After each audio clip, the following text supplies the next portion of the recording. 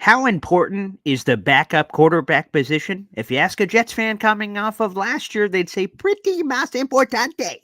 But according to one analyst, maybe not so much, even for the New York Jets. We get into it. Boy Green Daily starts now.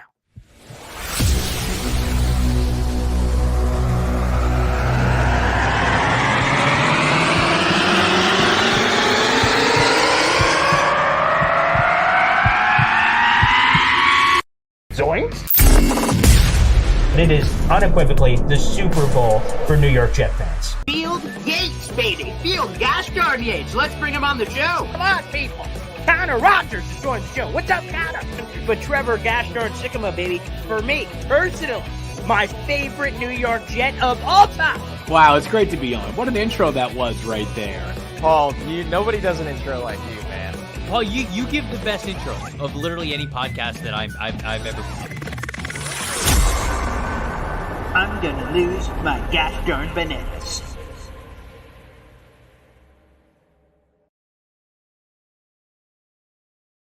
How we doing, everybody? Paul Esden Jr., a.k.a. Boy Green. I'm the New York Jets digital reporter for Heavy.com. This is a Heavy on Jets production. We're streaming live on Facebook, YouTube, and Twitter. Hope you guys could show your support wherever you're watching. Quick shout out. There's a new video I just uploaded on the channel a little bit ago. The Jets draft order is now revealed. It's finalized. And also the Jets got 3 extra comp picks.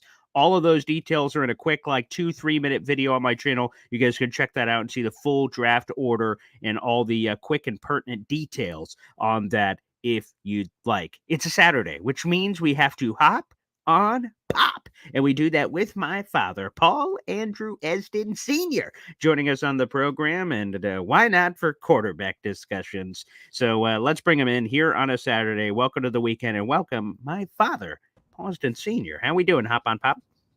Hey now, doing great, excited, right? We're done with grown men running around in underwear and people glued to the television like yourself. We're ready to roll into free agency and the draft. It's an exciting time of the year. Yeah, I watched all that coverage. So from Thursday to Sunday, got a lot of notes and quotes on all those underwear Olympics, which some good stuff there. But as you mentioned, Monday is the legal tampering period. So at noon on Monday, just after my radio show on Monday, legal tampering period starts from Monday to Wednesday. And then the official new league year kicks off on that Wednesday at 4:00. So things are moving and grooving. There's no question about it. So we have a very polarizing Jets backup quarterback take to get to from a very popular NFL analyst. But before we get there, I understand you have some perhaps Jets backup quarterback take you'd like to bring to the forefront of this conversation, Father? Yeah, I would. And you know what? The NFL doesn't make many misses. They don't make many mistakes. Mm-hmm. They've made some big ones, but you think they could trot out something, flashier than legal tampering period? It sounds like the DEA is about to bust in the door for the legal tampering period. It seems like you could call it something else. So I'm just asking, slapping legal on the front of it doesn't just magically fix the rest of the little mini phrase there? That's not enough for you? No. It'd be like legal date rape. Right.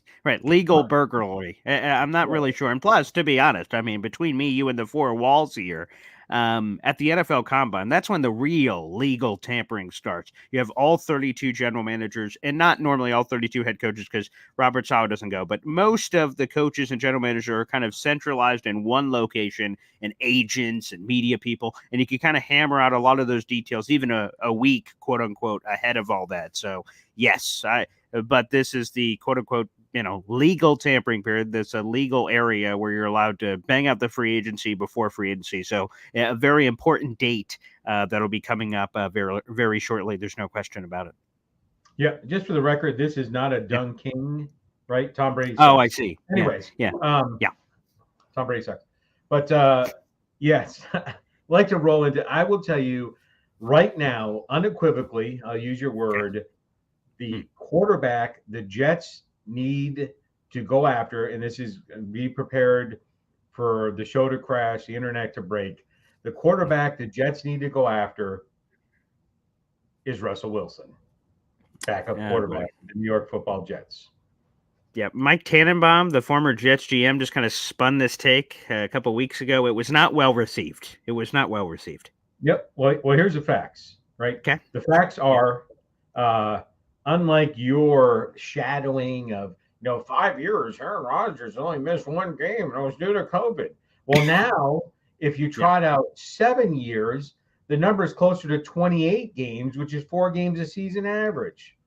But I digress. So you need a backup quarterback. You get a 40 or 50-year-old quarterback coming back after a season-ending injury with a suspect offensive line that's not even put together.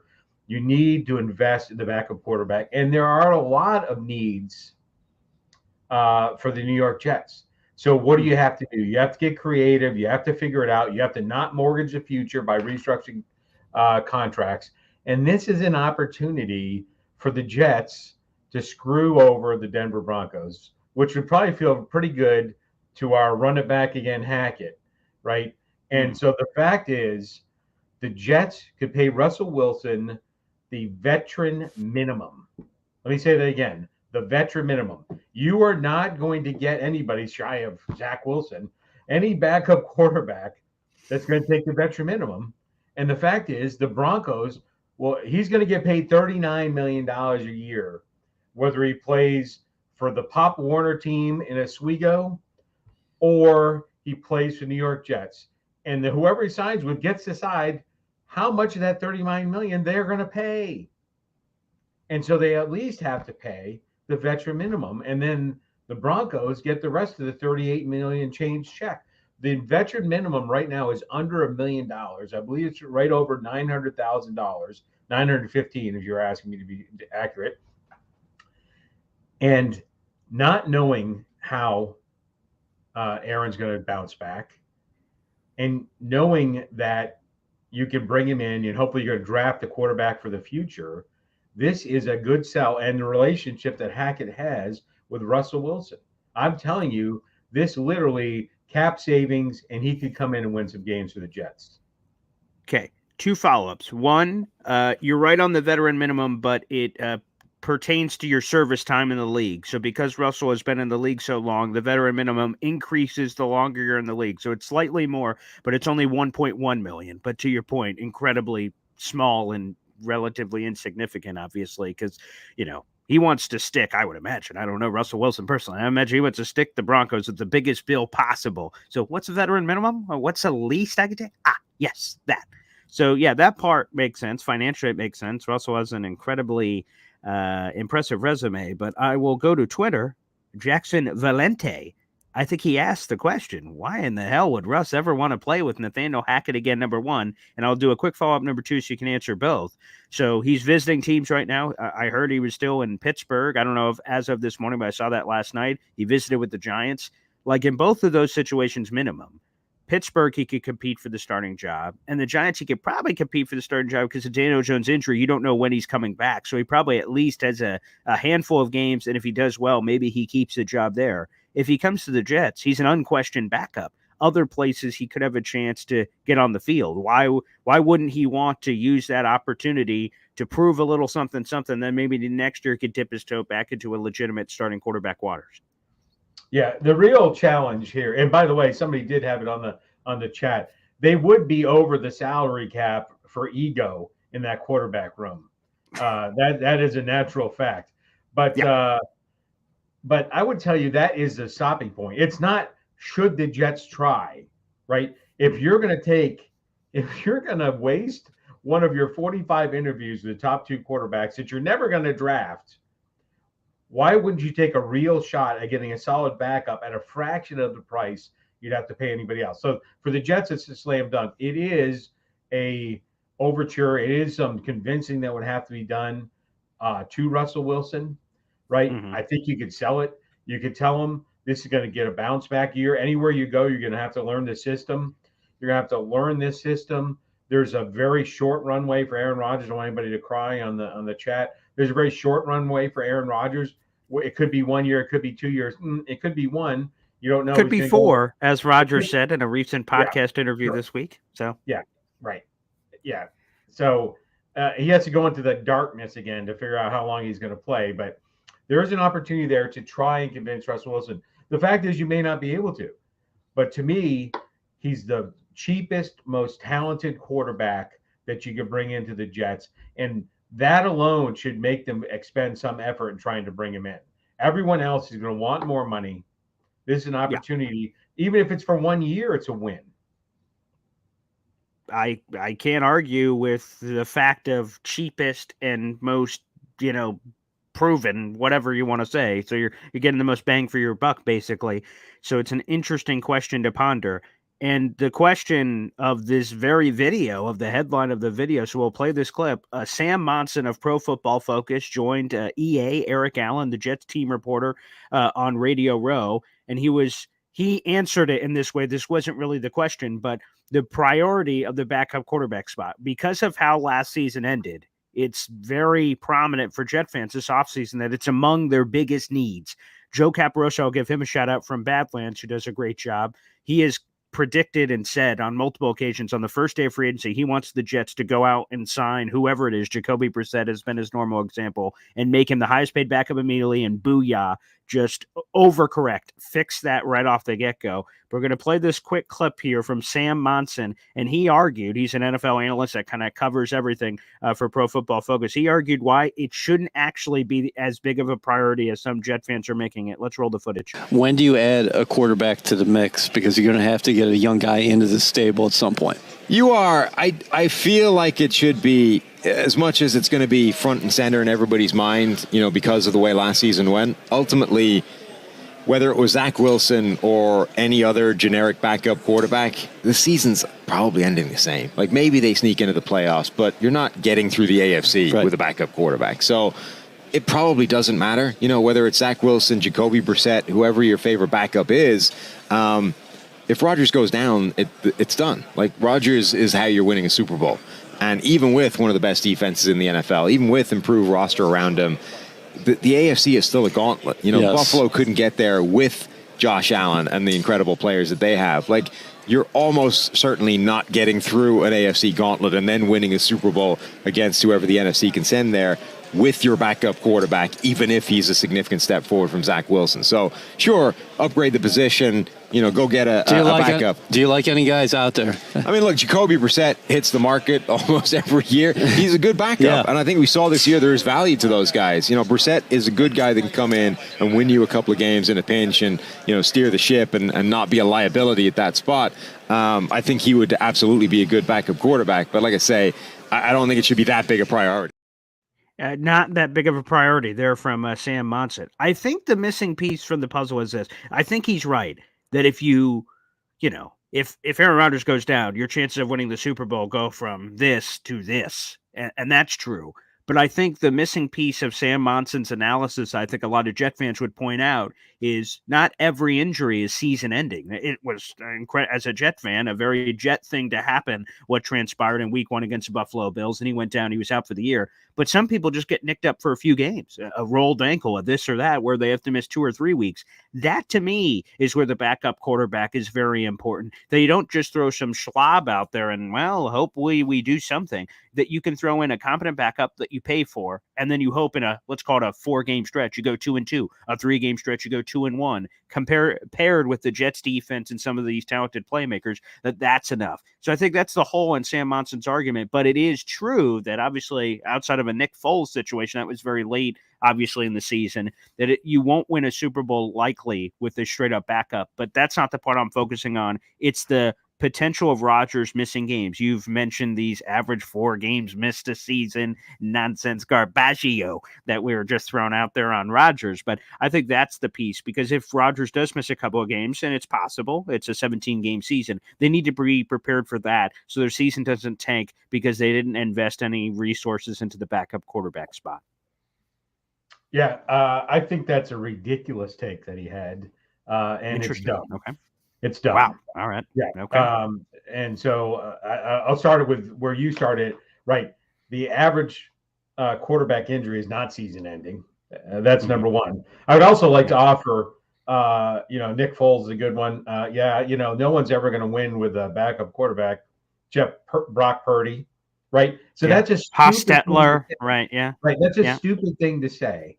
And so beyond that, the Jets committed the greatest crime to their fan base last year, before the season, week 1 of the season, and throughout the season, to not have the intestinal fortitude to go back and get a solid backup. They knew they didn't have a solid backup. They knew they didn't have a solid backup. They didn't get it, but they didn't prioritize it. And so I'm not saying they should get the highest paid one. They need to get a competent one. Russell Wilson, I'll admit, is a stretch, although I do think he's the best opportunity out there. But what they need is a backup quarterback, right? How many teams had backup quarterbacks starting for them? I think there were 60 quarterbacks in the league. 66. That started a game last year. And there was a lot that came in and did some good things, right? To your point, right? The Cowboys 2 seasons ago, right? Dak Prescott goes down for 6 games. Cooper Rush comes in. He goes 4-1, and it was almost went 5-0, right? That's the type of backup quarterback you need, right? Obviously, if you had a quarterback that was going to win the Super Bowl, he probably wouldn't be a backup, and he probably wouldn't be available. So, I mean, his entire take makes no sense, right? I'm not saying break the bank. They need a veteran backup quarterback, and they need to go in the third day and go get themselves the quarterback of the future. They are out there. You look at the quarterbacks from the playoffs this year that were lower rounds, right? You need to really whack around the scouting department. Hey, man, you need to go get us, a good opportunity, a Sam Hartman or whatever, a Dak Prescott, right? A Brock Purdy, 4th round. right? These people, Tom Brady, right? You've got to be out. All those people, right, are down there. They are available, right? And so you need to build a solid quarterback room, not Zach Wilson passing. They knew what they had with Zach Wilson. He should never have been their number 2 answer for a 39-year-old quarterback, right? Although in 5 years he's been very healthy, but knowing a 39-year-old quarterback versus behind a suspect line, we should have known. So they need to right that wrong. They need to draft a quarterback next month and need to get a solid backup, whatever that means. All right, let me ask you this. So I call it an outside perspective because you're predominantly a Dallas Cowboys fan, but you obviously are also a Jets fan. And I ask you this. So we had Randy Mueller on, one of my favorite guests, former NFL GM. He's one of the best in the business. He believes, and he certainly has an outside perspective, that he believes it will be hard for the Jets to lure a quality backup quarterback to the Jets for all the reasons we've already talked about.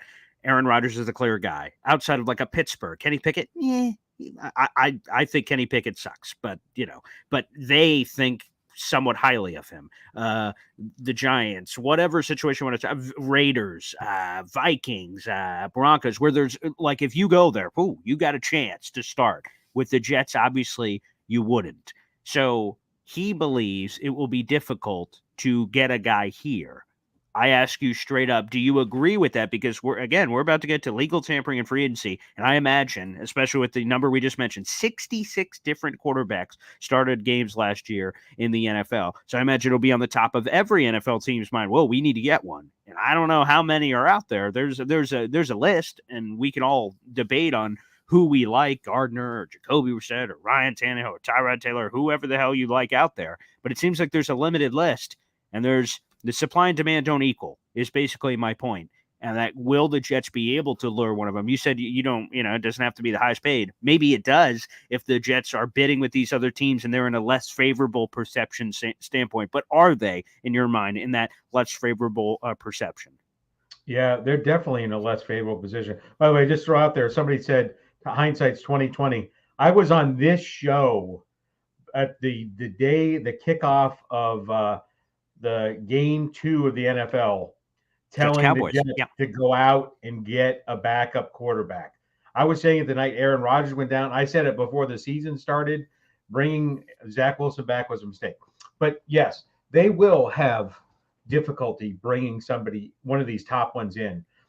And that's why really, and I am not one, but whoever they have as their quarterback evaluator, their talent evaluator, whoever that is, they need to go get somebody else, right? Because other people are doing a better job in this area. And I'm not kidding around, right? And I'm going to get his name wrong, right? Nobody had ever heard, for the most part, except his mom, dad, and whatever college he went to, the backup at Cincinnati. Was he on your radar? Oh, Jake Browning. Yeah. Jake Browning. Jake Browning. Thank you. Right. So how many people knew his name? Was it trotting around as a viable? No one. Cooper Rush. They are out there, right? And that is who we need to evaluate and bring in the best one available. There's a reason Jacoby Brissett is available every year. There's a reason for that, right? So we need a guy, we need a Cooper Rush that can come in, hold the fort down, and who knows? With this Jets defense, right? We really didn't need an Aaron Rodgers, and I said that before we signed him. We really didn't need an Aaron Rodgers. We really needed a Flacco, and I'm not talking about the Flacco that, you know what I'm saying, of the past. We really needed a Trent Dilfer. We needed a serviceable quarterback that could throw to some of the talent we have, wasn't going to screw it up, and the defense could bring it home. That's what we needed. We went with Aaron Rodgers. We're here. I'm not, whatever that is. So that's who the backup needs to be. It doesn't have to be this highest paid backup, right? And the Jets aren't alone in this quarterback talent evaluation. The problem is it's like 2 a.m. in a bar, right? The NFL owners are like closing time at a local drinking establishment. And what I mean local by watering that, hole. A local watering hole. What I mean by that is at 10 o'clock at night, right? That chick on a scale of 1 to 10 is a 2. At 2 o'clock in the morning, that 2 is a 10. So what I'm saying is we are overvaluing the backup quarterback. We're overvaluing the quarterback position. I am impressed with the Denver Broncos' ability to cut bait on Russell Wilson. It's a bad situation. There's bad blood there. It's not the lack of talent. They just need to move on, right? I said before, Deshaun Watson got overpaid, right? Daniel Jones got overpaid, right? Yeah, sure. And yeah. It's like that guy at 2 a.m. You know what? She didn't look that bad. She does, right? And it's true. Just to add to that, right? I think in these situations, so like the Giants, I think they made a horrible mistake. I would have re-signed Saquon Barkley to like a 3-year deal and tagged Daniel Jones. I said that on the radio last year. I said that everywhere. You franchise tag Daniel, and if he was what he was last year, okay, we know to move on. But I think the problem is with some of these teams, right? Because the perception is quarterbacks are so scarce that when you get a guy like Daniel Jones or whoever your guy is in your building, he's your Patrick Mahomes, right? You have him in the building. You're like, yeah, he's not great, but he's better than insert. Like, we know he's in our building. We have him. So I think these teams convince themselves of, oh, we got to keep $160 million in Daniel Jones' case, or whoever for all these other kids. If I pulled up the NFL standings, we could go through all these names of quarterbacks in their team. They're like, well, he's not the best guy, but he's our best guy. So they rally and they give money and all these things and retain because of the scarcity of the position. I believe that's what happens a lot. Yeah, I mean, the Jets were like a 5-year-old running around the dollar store grabbing stuff off the shelves when they were looking for their backup quarterback, right? Oh, get that guy off that practice squad. Oh, get that. It's like Oprah. Everybody gets what everybody. I mean, what are we talking about, right? Let's get back to basics. By the way, if the Denver Broncos can burn $85 million in their backyard, right? I can't wait till we go past the legal tampering period and all this other horse garbage, so that we can give Zach Wilson a bus ticket out of town and move on.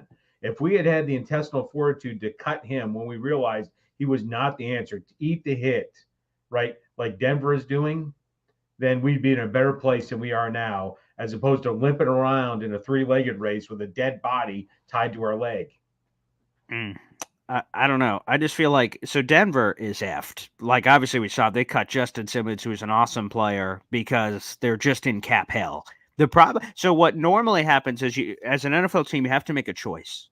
You either go one way or the other. You either pay a quarterback a cajillion dollars, which is what they did with Russell Wilson, $245 million, and then you try to you draft other guys around him, you Sauce Gardners, Garrett Wilsons that are on rookie contracts and dirt cheap, but you're paying your quarterback. Or the inverse, you pay all the talent around, Nick Bosa's and all these guys, and your quarterback is super cheap. So you have to do one of the two paths. The Broncos are screwed because they can do neither. because they paid Russell Wilson. They have $85 million in dead cap hit. So it's almost like they are paying because they literally are, but it's almost like they are paying the quarterback position insane money because they have to the next 2 years. So even if they draft the rookie, they're still in cap hell because of that decision. So they're like effed completely because of that choice. And don't get confused when I correlate cutting Russell Wilson an $85 million cap hit with a $10 million cap hit or whatever it would have been for Russell Wilson.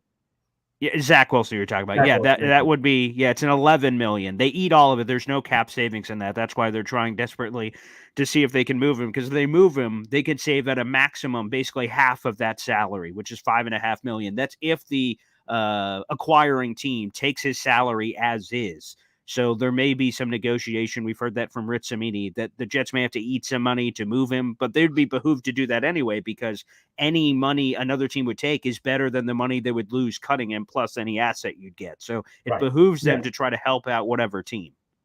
Yeah, not to beat the dead horse that's laying on the floor, right?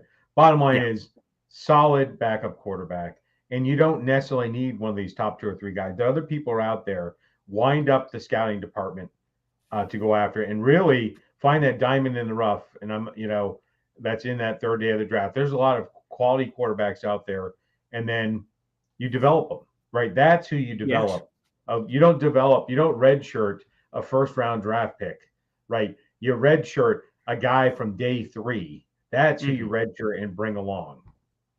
And there's no excuse. As I just mentioned at the top of the show as a tease, and I'll say it again, the Jets draft order is now finalized. All the compensatory picks were dished out yesterday, and the Jets got 3 of them.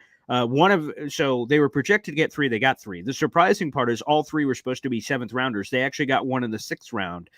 So that's a little bonus part of it. But now they have no excuse not to do exactly what you've been saying this entire time, is at a bare minimum, if you're just scraping the bottom of the barrel, at least get a quarterback on day 3 at the end. If you want to get a little bit higher and get frisky, as some have suggested, you could kind of move around the board, maybe to get back in the 2nd round. They have enough picks. They have 8 picks total to potentially be able to do that. They could package some things. They obviously have the future picks as well to move up, to get somebody. You have no excuse now to at least bring someone to the room. When you only had 5 picks, you're like, man, I'm not sure. 8 picks, that's more than enough to be able to address needs and also potentially add one of those guys into the room. Father, we got a question for you in here. I know you probably didn't watch any of the combine, but your guy Sam Hartman went viral. And it was only for his long flowing locks swishing all over the place during the 40-yard dash.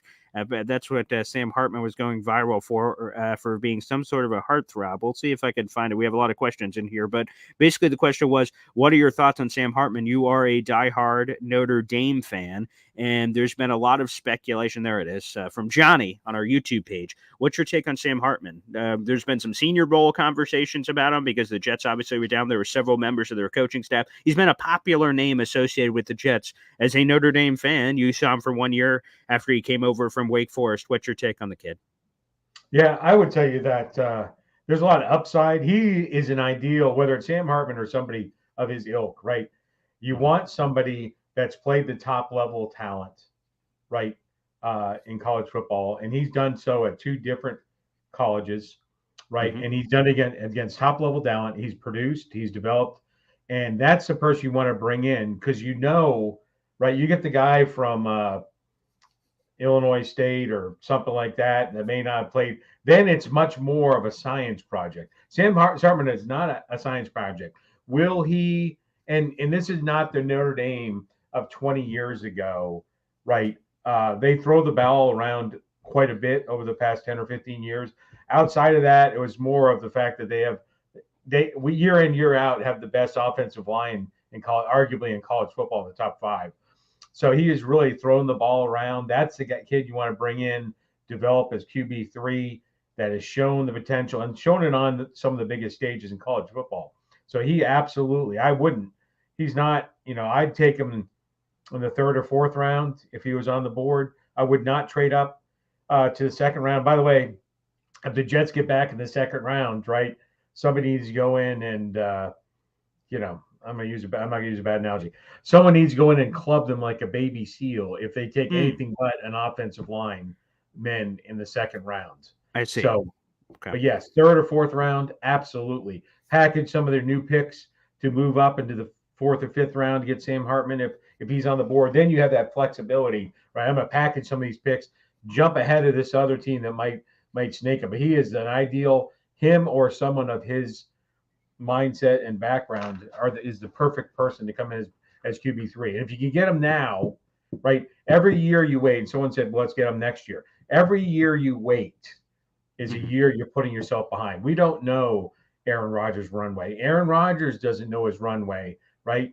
Hopefully he heals well. He plays 17 games next year. I truly hope so, and leads the Jets to the playoffs. We could have another year where he misses 6 or 8 games, and he goes, this rehabbing is too much. So you got to go back and get the quarterback of the future. Your QB2 is going to be a rental quarterback that can fill in as needed for a couple years, but he's not the future. You got to draft for the future now. Yeah, those are the two things. Number one, I've heard the take. So we'll say the Aaron Rodgers thing first. So he said 4 years, depending on his body feels.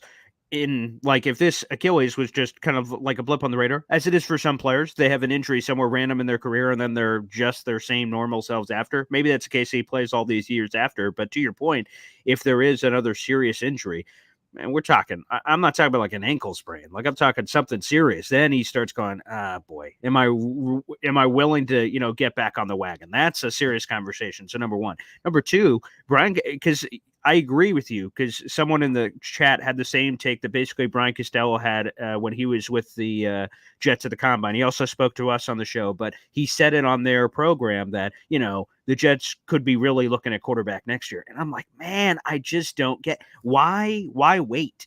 So for people don't understand, in the first round, you have the chance at a 4-year standard contract and a 5th-year option. So there's intrigue for the Lamar Jackson, Ravens trading up back end, final pick of the round to have that contractual control for the future. Anyone after the first round is a standard 4-year contract. There's no option. So you only get 4 years. But still, why wouldn't you, if you're the Jets in any round, like I said, from 2nd to 7th, it doesn't matter. But why wouldn't you grab your guy right now? And then even if Aaron Rodgers plays 4 years and that's the entire kid's contract, I'd rather have that great first world problem and the kid's been learning from him the entire time than not, because every year he's in there, he can only benefit to stand to be in the same room as Aaron Rodgers. So yeah, I don't like next year we'll be fine. Well, how many times are we going to say that? I don't want the Jets. You don't want the quarterback you draft in the 5th round to be your immediate starter the year that you draft him. That doesn't sound ideal. Dak Prescott wasn't supposed to be the guy when he was drafted in the 4th round. Extenuating circumstances ultimately led him from an injury perspective into the lineup. But you know what I mean? So I think that's something that they should address immediately. The only guy I'd be willing, and I don't know if only guy, but the one on top of my head of the I'm your baby, so you also get your clubs ready, I guess, is that the trading into the 2nd round, if this guy somehow slips, is Michael Penix Jr. I don't know if he does. Maybe he does end up going in the 1st round, but I feel like all the time we hype up quarterbacks in the 1st round to say, hey, oh, that sounds heavy. There's the BS bell. We talk about quarterbacks all the time, like 1,000 quarterbacks are going to win the 1st round, and then they don't. So if this guy doesn't, Michael Penix Jr. throws the ball better than anyone I've ever seen. He just had such a beautiful tight spiral. If he somehow slips into the 2nd round because of all his past issues, that's someone I'd be willing to trade up and plug and play him behind Aaron Rodgers and let him learn. He's the guy that tickles my fancy, but we'll see if that ultimately is the case. No draft, no moving to the 2nd round for a quarterback. And I'll tell you, right, you don't want – why draft a quarterback this year when you have one, right? I mean, look at Green Bay. They were stupid. They had Brett Favre. Why would they draft a quarterback? Obviously, that didn't work out very well for them, right? When they had Aaron Rodgers, they drafted a quarterback. Obviously, that didn't work out – it did. Yeah. They planned for the future. Other than – Ron Wolfett, take a quarterback every year if you can.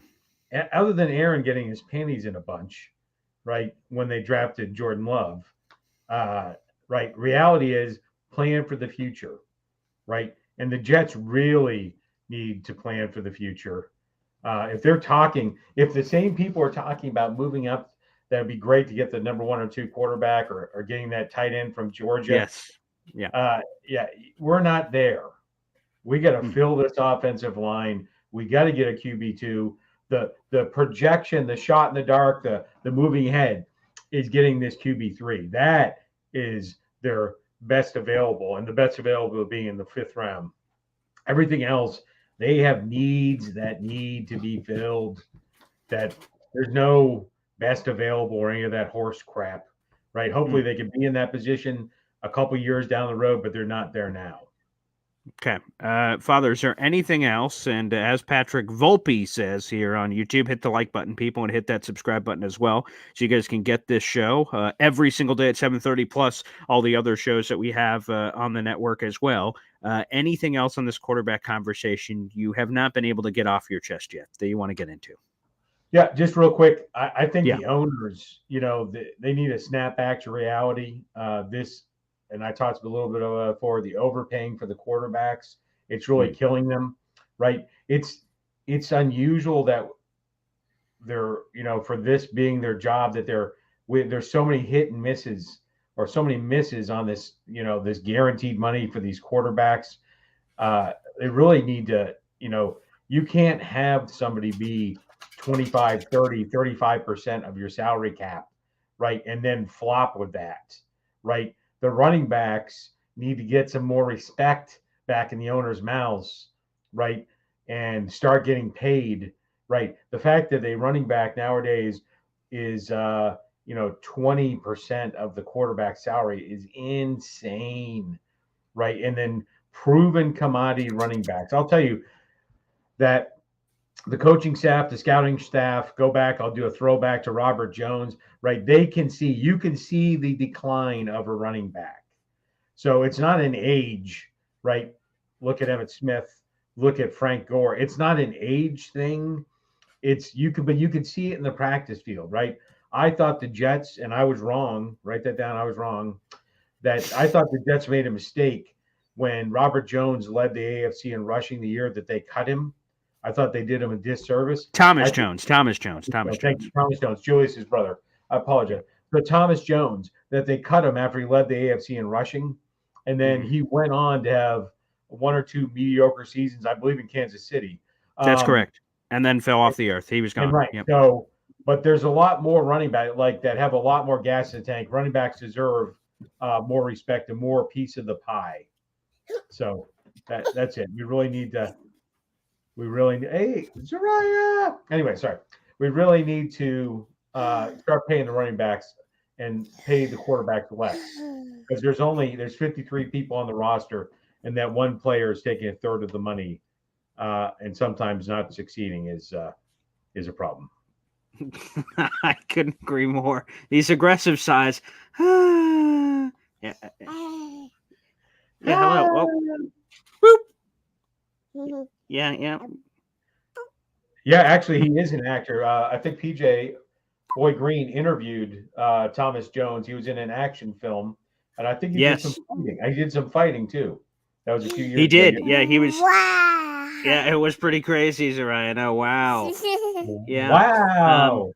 Wow. He was in an MMA movie. I can't remember if it was Chuck Liddell or who it was with, but he was in an MMA movie, and he was also in this. I'm going to butcher it because, yeah, I know. Well, he tried his best. But it was a superhero movie. Tatiana, my fiance, would know more about it. The Marvel Universe, like Luke Cage, if I think I'm getting his name right. So yeah, he has been in a lot of acting. He was also in The Post. He's doing like this, I'm going to butcher this too, but it's a documentary series where it's life after football for some of these retired players. He's done a wonderful job with that as well. So yes, he's been doing a lot of things, but he did have that insane 3-year run of production, did Thomas Jones. He did. So, but no, that's it. Pay the running back, pump the brakes on these quarterbacks, spread the money around. And Ron Weiss has this comment. Wow, there it is. Wow. Thanks for the super chat, Ron. That is it. She's getting better with her words, which is great. But there are a few clear ones. Wow makes it. Hopefully, we get some, Ron, for your YouTube super chat here. Hopefully we get some wow from that perspective next week with the legal tampering period free agency. We get some wow. That's what we're looking for. We're looking for wow, quite frankly. The legal tampering period. Yeah. Hopefully we get some of that too, Zariah. Yeah. That'd be great. Yeah, some of that. Oh, a fork. Thanks. All right. Hopefully the Jets are eating next week. That's what I'm looking for. I'm getting props from my daughter, and we're looking for this. We're looking for some eating. So legal tampering period Monday at 12 noon, high noon, and then Wednesday free agency starts on Wednesday at 4 o'clock. So hopefully we're hearing some news. News normally leaks on that Monday. As soon as quote unquote legal tampering starts, we start hearing about teams closing in on different guys. That's what the New York Jets should be looking for. That's what we're hoping for. Okay. Booyah. That's it. All right. Yep. Oh, boy. All right. Well, anywho, I've got to shift over to dad duty, but everybody, I'll be rejoining Jake Asman coming up here in a couple hours on his program. So hopefully we'll see you there. Yeah, we got to get the daughter on Zoinks. That's a good point, Johnny. I appreciate all these comments and support and all that's coming on the show. We appreciate you, everybody, and my father will be back next Saturday. Hopefully we're recapping a bunch of crazy free agency moves coming up in the NFL. That should be a lot of fun. Again, guys, thanks everybody for the support. Like the video, the free way to contribute, hit subscribe, or as Ron Weiss did, we appreciate all the juice on the super chats to help support the channel. Thanks everybody for tuning in, and we'll see you tomorrow morning on Boy Green Daily. Take care.